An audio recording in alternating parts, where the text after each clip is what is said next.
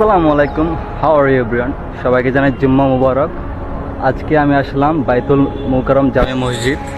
তো আজ আপনাদের দেখাবো বাইতুল মুকাররম জামে মসজিদটাকে। বাইতুল মুকাররম জামে মসজিদ হচ্ছে আমাদের বাংলাদেশের জাতীয় একটি মসজিদ। মসজিদটি এরিয়া এবং মসজিদটি বিশাল বড় একটি মসজিদ এবং এর বারান্দাগুলো অনেক বিশাল বড়। এটা হচ্ছে মসজিদের ওযুখানা। এরকম মসজিদে ওযুখানা আরো দুটি রয়েছে। আমি এখন ঢুকছি মসজিদের মেইন রুমটা। এই মসজিদে প্রায় অনেকগুলা রুম এবং বারান্দা রয়েছে। তো এখন ঢুকলাম মেইন রুমটা, যেখানে ইমাম সাহেব নিজে নামাজ পড়ান।